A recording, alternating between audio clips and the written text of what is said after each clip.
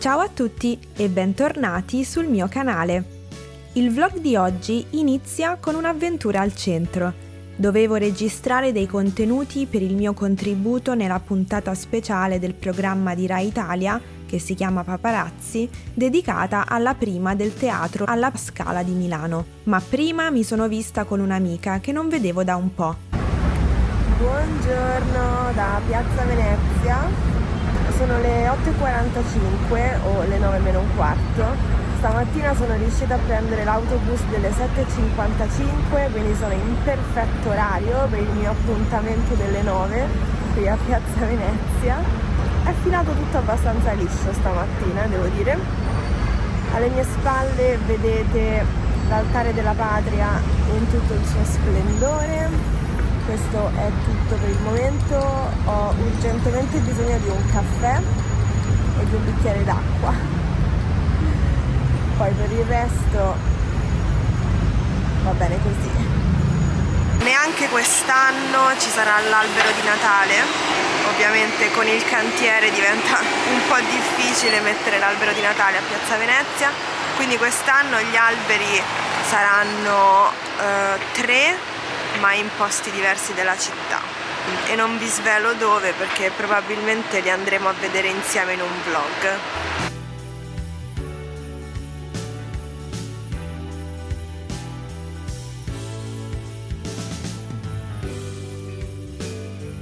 Si sono fatte le 12:30, siamo state a parlare più di 4 ore, aiuto. E adesso mi devo sbrigare per andare a registrare. Ce l'ho fatta a registrare. Sono al Teatro dell'Opera, davanti al Teatro dell'Opera.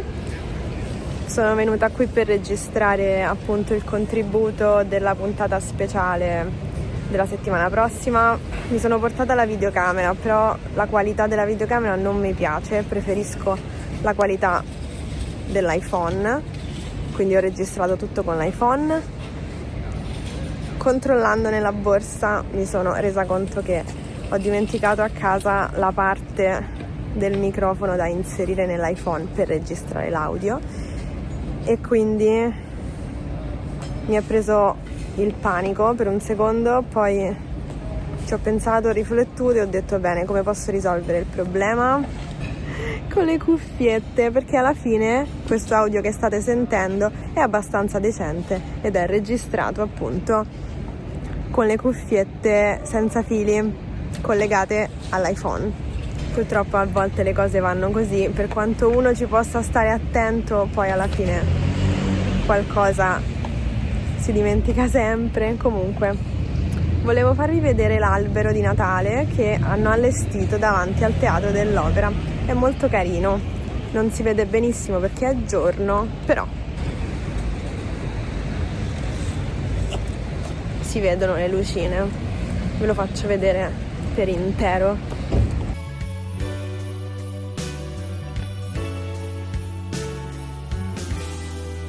Poi sono tornata a casa per lavorare al video e mandarlo per l'approvazione. Non avevo molto tempo a disposizione, quindi mi sono gettata a capofitto nel montaggio. Poi nel tardo pomeriggio ho registrato una ricetta di Natale insieme a mia madre. Allora, buon pomeriggio. Siamo qui riunite oggi nella cucina di Simonetta per fare una ricetta natalizia. Quale? Scorzette d'arancia candite ricoperte di cioccolato fondente. Anche il limone non abbiamo messo, perché si può fare anche il limone. Prima di iniziare a vedere come si fanno queste scorzette, c'è una cosa importante da dire. Noi consigliamo, cioè noi in realtà si consiglia di fare questa ricetta con delle arance che comprate al mercato o da un contadino, quindi non con le arance del supermercato. Perché sono trattate chimicamente, mentre invece quelle altre sono biologiche, ovvero vengono come natura decide, senza nessun tipo di trattamento. Benissimo, allora questa è una ricetta in realtà semplice, ma lunga, esatto. ha dei tempi molto lunghi. Infatti ci siamo portate avanti. Esatto, come fanno i programmi di cucina seri in televisione. È vero. Dovete fare questo e noi l'abbiamo già fatto. Sì, che se no stavamo 4 giorni. Cos'è che abbiamo già fatto? Allora, abbiamo innanzitutto lavato le arance e va bene. E poi abbiamo fatto tutte queste striscioline, abbiamo tagliate, fatte a striscioline per poi lasciarle a bagno almeno 24-48 ore, perché così si toglie l'amaro della parte bianca, perché non si può togliere la parte bianca, altrimenti non rimane proprio niente. E questo è il modo per fare sì che l'amaro non ci sia. Quindi se decidete di fare questa ricetta, pensate bene ai vari tempi, perché appunto È un po' lunga. ci sono dei tempi di attesa molto lunghi, si parla di ore, giorni.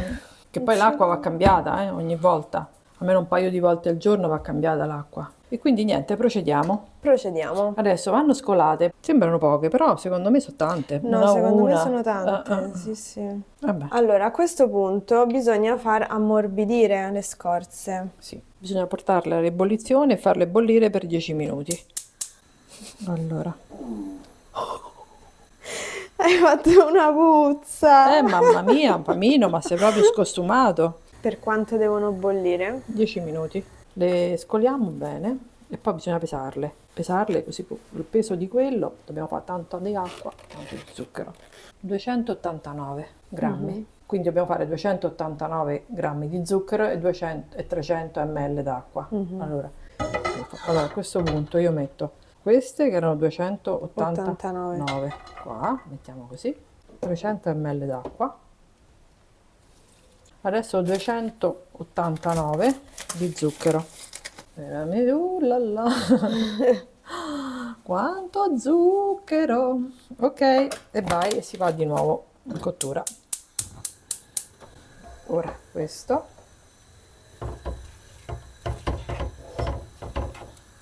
Pure adesso io metterei il coperchio, però c'è quello trasparente, almeno si vede. Quindi adesso abbiamo messo acqua e zucchero, le facciamo andare. Si è sciolto lo zucchero? Secondo me sì. Da questo momento quindi contiamo 22 minuti. Sì. Vedi, con l'iPhone si vedono meglio. Perché non riesco a capire. Evidentemente ho messo male le impostazioni della videocamera. Il video viene troppo esposto, è sovraesposto con la luce. Quindi mo adesso che hai fatto? No, quello va bene, era solo per inquadrare bene Vedi come nella sono padella. diventate. Vabbè, siamo sulla giusta strada, che ne pensi? Sì, secondo me stanno venendo benissimo. Proprio bene bene. Avremmo dovuto pensare a un ordine in realtà. Sì, stiamo mettendo così abbastanza a caso. Però vabbè. A me mi verrebbe da fare con le mani, tanto ce l'ho pulite. Ma quanto facciamo prima? Vai. Fammi vedere le mani. Mani da mia... Ma è una cosa veloce, mica devi No, ma stringere. cavolo, mi sono bruciata con lo zucchero. Ma mica devi stringere, guarda così, vai, ta. Non stavo stringendo, però Quelle sopra si possono prendere, quelle sotto sotto magari no. guarda che lo zucchero bollente ti sì, perché strappa via la s'appiccica. pelle, eh. Ah. Non prenderle con le mani. Cioè, mani d'amianto, non sapevi? Non mi dà fastidio, se ho capito. se avevo dolore non è che sono masochista, Lucre. Va bene. Si vede che è candida così, Sì, vero? sì, sì. Io infatti avevo paura che non si vedesse. Esatto, pure io. Pensavo la stessa cosa, dico sarà. Benissimo. Adesso le mettiamo in balcone, sul tavolinetto. Così si freddano bene. Sì, in poco tempo. Eccole. Che belle. Camino, con quel lo già nasone. assaggiare lui. Allora, non contente, Sì. nell'attesa di continuare l'altra ricetta, abbiamo deciso di fare il castagnaccio. Questa ricetta non l'ho registrata perché l'abbiamo già registrata varie volte per il vlog. Si tratta di un dolce della tradizione toscana a base di farina di castagne, pinoli, uvetta, rosmarino e olio extravergine di oliva e un pizzico di sale. A me piace molto, però è un sapore particolare, però comunque se siete curiosi di saperne di più e di vedere la ricetta, vi lascio il link al vlog in cui abbiamo fatto la ricetta del castagnaccio e il link lo trovate nella descrizione del video qui sotto. Aspetta. Quanto tempo è passato dall'ultima volta che ci siamo parlati? Parecchio. Una mezz'oretta? Ma no, di più. Di più? No, il tempo di fare quello. Ma no, un'oretta è passata allora, sono le 7. Va bene. E adesso è giunto il momento di sciogliere il cioccolato fondente per ultimare le scorzette d'arancia e di limone. Allora, per controbilanciare tutto lo zucchero che abbiamo usato per caramellare le scorze, io userei cioccolato super fondente. E ora aspettiamo. Allora, fammi posizionare questa video. Grazie mia, quanta amara. È amara? E beh, abbiamo mischiato 99% di cacao e 88% di cacao. Ci hanno messo 90 e tanto, lui 100%. A me piace. Sì, ma guarda che secondo me non sentirai l'amaro perché comunque... Vabbè, quelle sono stradolci, sì. Cioè, secondo me è un buon bilanciamento. Questa è una prova, eh.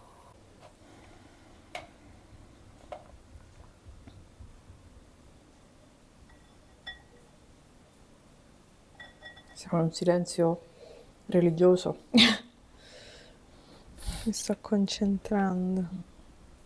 Certo, è un lavoro certosino, eh. Mamma mia, è stancante. Cioè, non è faticoso, ma è stancante.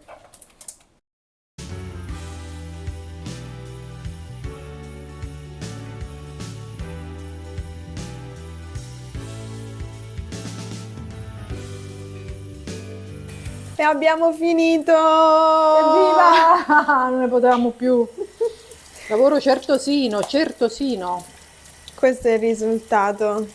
Non abbiamo contato quanti pezzi sono, vero? No, non ci interessa, dai. Vabbè. Fa niente. Adesso Devono freddare. devono freddare e devono asciugarsi. E queste poi le rivedremo a Natale. Sulla tavola natalizia. Grazie per l'attenzione. Sì. Alla prossima ricetta che ci verrà in mente. Di salutare? Ah, ok, sì. E anche questa è fatta. Eccoci qui, sono pronta per rispondere alle vostre domande sul Natale in Italia. Nell'ultimo vlog vi avevo chiesto di mandarmi delle domande, delle curiosità sul Natale e ovviamente voi siete stati prontissimi nella sezione dei commenti a chiedermi cose sul Natale, quindi grazie e oggi sono ben felice di rispondere alle vostre domande. Prima di vedere quali sono le vostre domande, vorrei fare una panoramica sul periodo natalizio, quando inizia, quando finisce, quali sono i giorni di festa, eccetera, per provare a darvi un quadro completo, seppur generico, della situazione, per farvi capire un po' meglio il contesto generale. Allora, il periodo natalizio in Italia inizia l'8 dicembre, che è il giorno dell'Immacolata Concezione. Quindi tutti gli addobbi natalizi, le decorazioni, gli alberi, i presepi, eccetera, vengono allestiti l'8 dicembre nelle case. Quindi, per esempio, noi a casa facciamo l'albero e il presepe l'8 dicembre. Nelle città ovviamente è un po' diverso perché bisogna preparare le cose in anticipo per poi essere pronti l'8 dicembre ad accendere tutte le decorazioni, eccetera. Quindi nei centri delle città ovviamente le decorazioni vengono messe un po' prima. Però l'8 dicembre è il giorno in cui inizia il periodo natalizio in Italia e finisce il 6 gennaio con il giorno dell'Epifania, quando arriva la Befana. In questo periodo natalizio i giorni di festa sono l'8 dicembre, quando si festeggia l'Immacolata Concezione, e questo è in tutta Italia, ed è giorno proprio di festa. Poi c'è il 13 dicembre, che è Santa Lucia, non è giorno di festa, però in molte parti d'Italia si festeggia questa santa, che tra l'altro porta anche dei doni ai bambini. Santa Lucia viene festeggiata soprattutto in Sicilia e anche in altre zone del sud Italia e in alcune zone del nord Italia. Quindi non ovunque, però è una festa molto sentita in molte parti d'Italia. Poi abbiamo il 24, il 25 e il 26 dicembre, che sono rispettivamente la vigilia di Natale, il giorno di Natale e Santo Stefano. Sono 3 giorni di festa nazionale.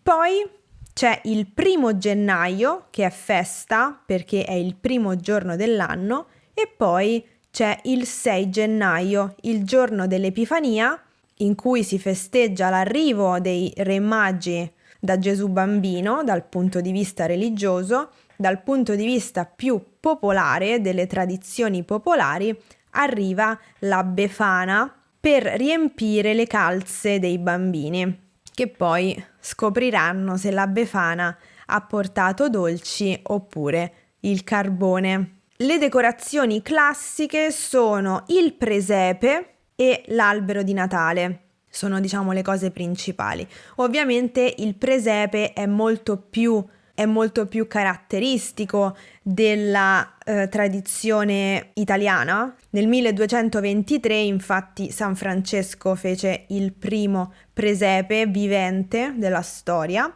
mentre l'albero di Natale è un'aggiunta molto più recente. L'albero di Natale, che invece ha origini germaniche, viene introdotto nella tradizione italiana dalla regina Margherita, che è stata la prima ad allestire un albero di Natale nel palazzo del Quirinale, che era l'allora casa del re e della regina. Di queste due tradizioni, dell'albero e del presepe, ho parlato in questo video qui, quindi se volete approfondire questo argomento io vi invito a guardare questo video. E poi ho dedicato un intero video alla figura della Befana, perché la Befana è proprio la figura più, come posso dire, più tradizionale, la figura popolare più tradizionale del Natale in Italia, del periodo natalizio in Italia, e quindi ne ho parlato approfonditamente in questo video qui, che vi invito a guardare. Poi, come sapete, i dolci principali che sono riusciti a diffondersi in tutta la penisola sono il pandoro, creato a Verona, e il panettone, che invece ha origini milanesi. Questi sono i 2 dolci regionali che sono riusciti a uscire dalla loro regione e diventare dei dolci natalizi nazionali. Però ogni regione ha il suo dolce specifico e a questo argomento ho dedicato un intero video, questo qui, che vi invito a guardare se vi interessa scoprire di più sui dolci natalizi regionali in Italia. E adesso veniamo alle vostre domande. Allora, quali sono gli eventi per il pubblico che sono organizzati a Natale nella settimana di Natale a Roma? Musica, decorazioni? Allora, a Roma a Natale ci sono tante cose da fare e da vedere. Anche solamente facendo una passeggiata per il centro si possono ammirare tutte le decorazioni natalizie e i vari alberi di Natale che sono allestiti nelle piazze principali. A Piazza San Pietro c'è anche il grande presepe, che è diverso ogni anno e quindi è tradizione andare a vedere ogni anno il presepe a Piazza San Pietro. Poi ci sono anche molti eventi a teatro, nelle sale per concerti, per esempio all'Auditorium Parco della Musica c'è una serie di eventi dedicati al Natale con concerti di vario tipo. Le cose da fare sono molte. Per sapere quali sono tutti gli eventi giorno per giorno che si tengono a Roma c'è un sito dedicato che si chiama romatoday.it e lì si possono vedere tantissimi eventi giorno per giorno. Esiste la tradizione in Italia di inviare biglietti di auguri di Natale ad amici e parenti? Allora, se capisco bene la tua domanda, ti riferisci ai biglietti di Natale con le foto di famiglia che vengono spediti ad amici e parenti. Questa cosa l'ho vissuta in prima persona quando sono stata in Norvegia, perché mi ricordo questa era una cosa da fare a Natale, però noi in Italia non lo facciamo, non è una nostra tradizione questa. Quali film guardano gli italiani insieme alla famiglia il giorno di Natale? Allora, diciamo che il giorno di Natale è molto più comune avere qualcosa in sottofondo in TV, magari un concerto di Natale o anche sì un film, ma potrebbe essere qualsiasi film, e poi passare il tempo, passare il pomeriggio a giocare a tombola oppure a giocare a carte. Queste sono le attività tipiche del Natale che si fanno in famiglia, quindi giochi di società e giochi di carte. Ovviamente la tombola è il gioco prediletto a Natale. Però se siete curiosi di sapere quali sono alcuni film carini di Natale, ne ho parlato in questo video qui. Vorrei sapere se c'è una tradizione di Natale tipicamente romana, cucina, vestiti, oggetti per la decorazione. Le decorazioni, come dicevo all'inizio, sono sempre il presepe e l'albero di Natale, in tutta Italia, quindi anche a Roma, il presepe e l'albero. Per quanto riguarda i vestiti, no, non ci sono vestiti particolari. Per quanto riguarda la cucina, sì, ovviamente ogni regione ha i suoi piatti specifici per il Natale e ovviamente anche a Roma ci sono dei piatti tipici del Natale. Per esempio, parto dal dolce. Il dolce natalizio tipico di Roma, ma del Lazio, è il pangiallo, che ho fatto varie volte nei vlog e rifaremo anche quest'anno.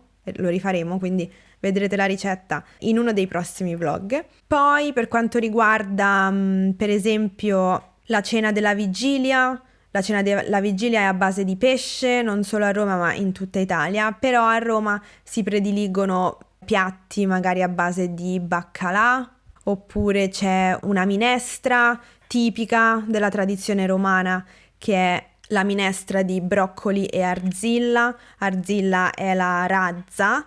Io non l'ho mai mangiata perché mi fa un po' impressione mangiare la razza, sinceramente, anche se è solo nel brodo, però non lo so.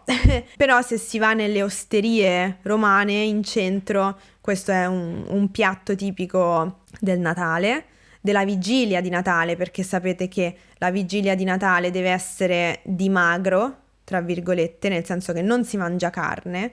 Più in generale, diciamo, frutta secca e mandarini sono molto tipici a Natale, mentre il giorno di Natale a Roma è tipico mangiare l'abbacchio, che sarebbe l'agnello, poi anche la frittura di pesce, i carciofi come contorno, le puntarelle che abbiamo fatto in un vlog passato, di recente, quando era non un vlog fa, ma 2 vlog fa, mi pare. Sì, comunque le puntarelle. E poi il brodo va molto a Natale, per esempio la stracciatella, che è uovo sbattuto cotto nel brodo di carne. Insomma, queste cose qui. Puoi consigliare qualche libro italiano da leggere durante il Natale? Allora, anche di libri, di racconti brevi e di poesie ho parlato in passato e ho raccolto tutte le informazioni in questo video qui, che vi invito a guardare se vi interessa l'argomento. Mi piacerebbe se tu ci parlassi delle canzoni natalizie italiane più conosciute.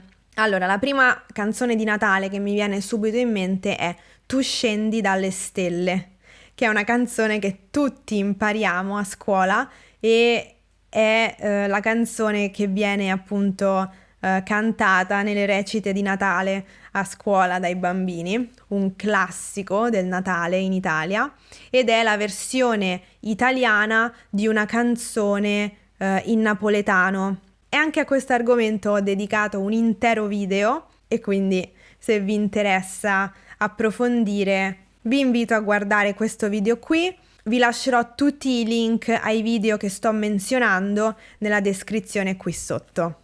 Puoi dirci per favore se ci sono differenze regionali tra i pasti festivi che gli italiani mangiano a Natale? Sì, ci sono molte differenze perché appunto ogni regione ha la sua tradizione culinaria e quindi ci sono differenze anche nelle ricette di Natale. Ci sono delle somiglianze, però ci sono anche tantissime differenze. Ho trovato un articolo del sito lacucinaitaliana.it che è molto interessante da questo punto di vista perché spiega un po' appunto queste differenze nei cibi che mangiamo a Natale. Vi lascio il link nella descrizione del video qui sotto. Questo è tutto, spero di aver risposto in modo esaustivo e chiaro alle vostre domande. Ovviamente se avete altre domande lasciatele nei commenti qui sotto, perché risponderò nei prossimi vlog.